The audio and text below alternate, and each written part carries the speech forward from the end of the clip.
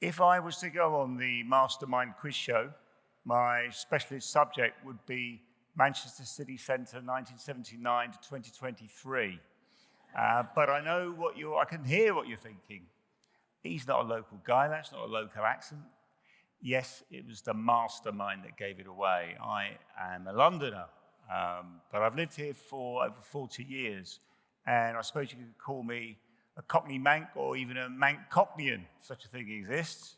On the way in, I'm sure you've noticed the high towers all around the city centre, and it wasn't always like this.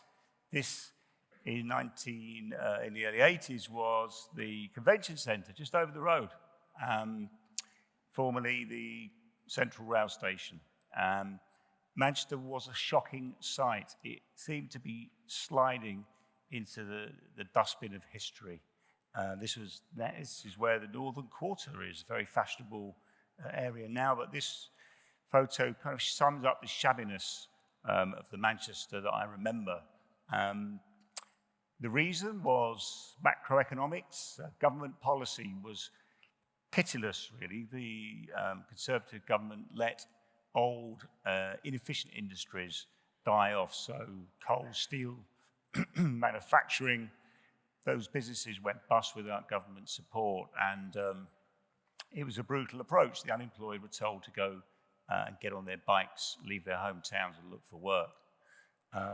This is the Castlefield area, or Castlefield if you're a local. Now, bars, restaurants, apartments, a very handsome district.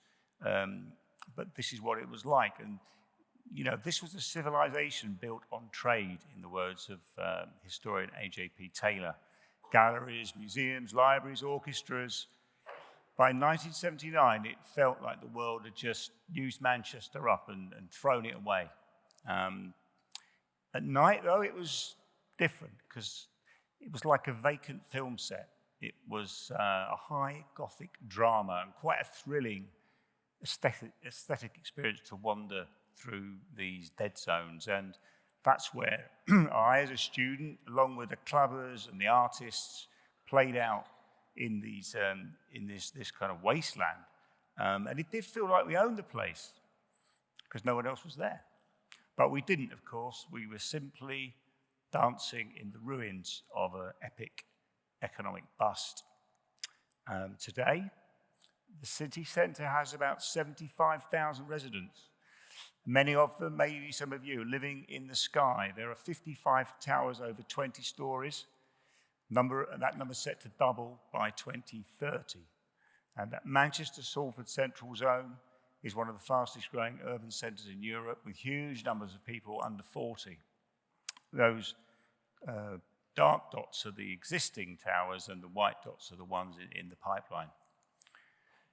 Well, people come from all over the world now to have a party in Manchester. Tourist body promotes us on the New York subway with the tagline, "Manchester, a city that thinks a table is for dancing on." And the party is really hotting up this year. So this year there's over £600 million worth of new entertainment facilities. You've got the Co-op Live Arena at the top there, next to the Man City ground. And for 20,000 people, that one below, the Factory International, £211 million for a cutting-edge culture venue. So today's Manchester is very investable.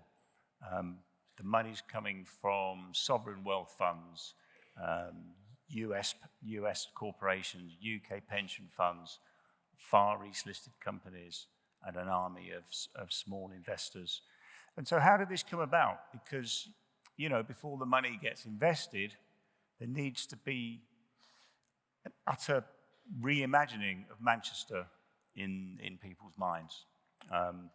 What's so exceptional about Manchester? Well, I'm going to give you a jarring rewind now, because as preposterous as it sounds, that change began with music, punk rock, and the anti-corporate DIY independent culture it inspired. In the late 20th century, music was not just mere content like it is today, fighting it out with streaming and videos and games. It was a matter of life and death. When you were growing up, your music got you through growing up. It was your style and your armor and your ammunition against the world. And in '76, Sex Pistols played 2 shows in Manchester, and suddenly there were no rules. It set off cultural fireworks, and 1,000 Mancunians ignited with fanzines, clubs, music venues, groups, designers. Bands like The Fall, Buzzcocks, Joy Division, who became New Order, the whole Factory Records label can trace their origins back to those shows. These evocative photographs by Kevin Cummins, and this artwork by Peter Saville, they enhanced the mystery of the music. Joy Division's sound was described as intense, enigmatic, mysterious, and it was said that it sounded like Manchester, if music can sound like a city. And the money from those records was put into this nightclub and music venue. Hacienda designer Ben Kelly's post-industrial fantasy. The Hacienda was, in the co-founder Tony Wilson's words, a lab experiment in popular culture. It was open 6 nights a week at first, and it lost a fortune. Over 15 years, it's been reckoned of £18 million. Wilson called it a gift to Manchester. And while he and the other owners may have been a squabbling bunch of hedonists and intellectuals and artists, this was just Manchester celebrating itself.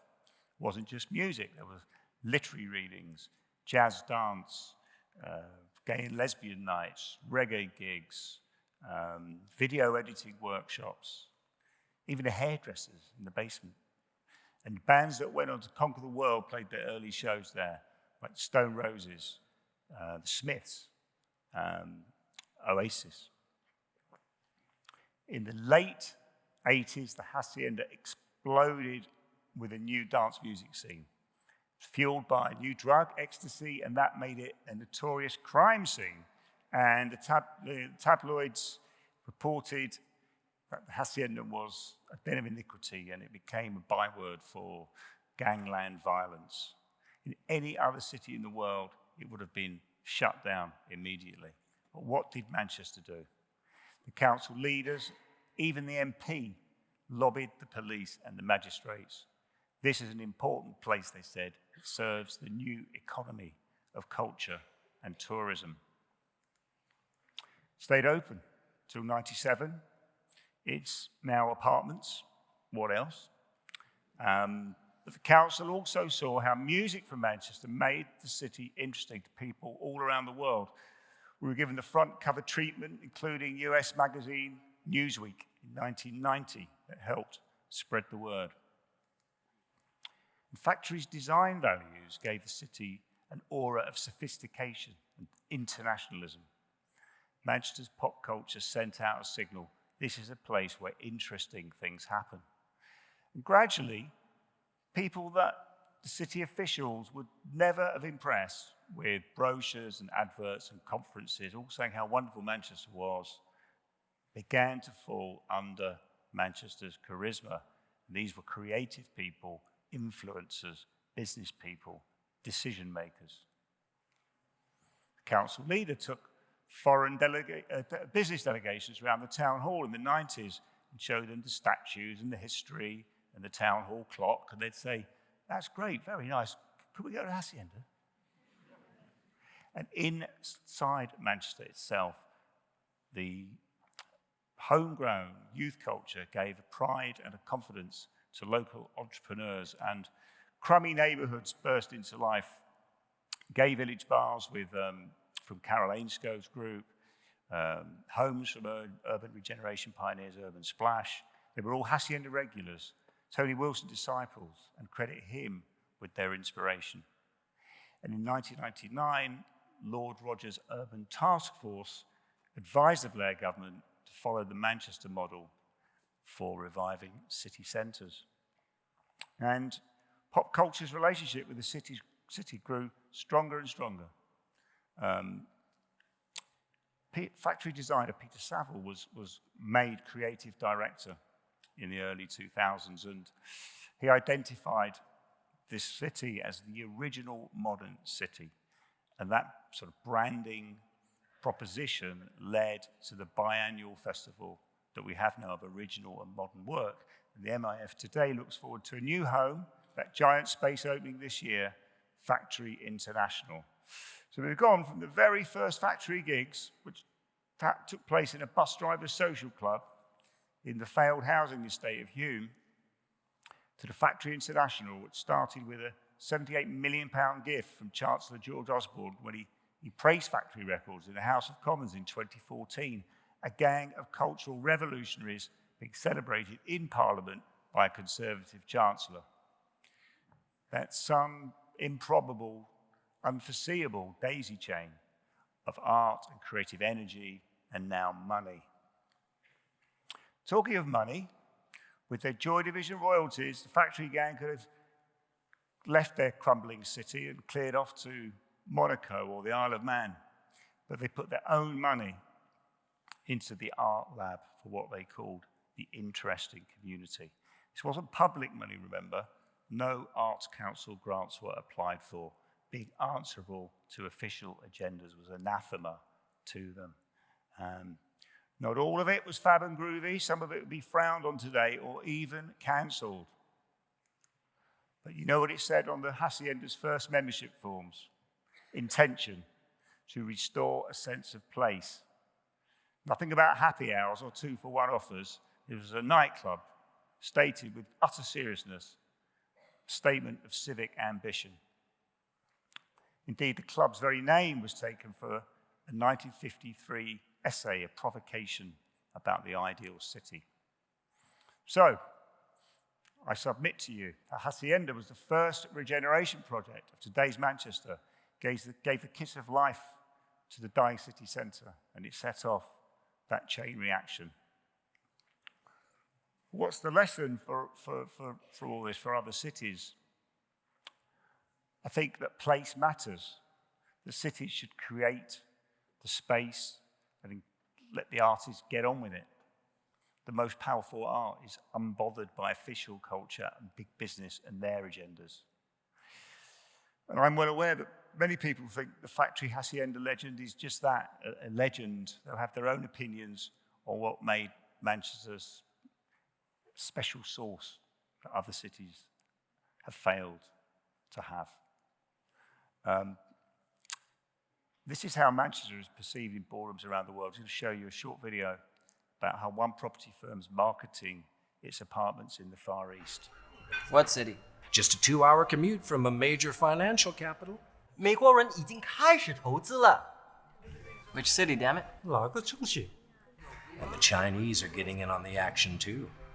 哪个城市？哪个城市？曼城。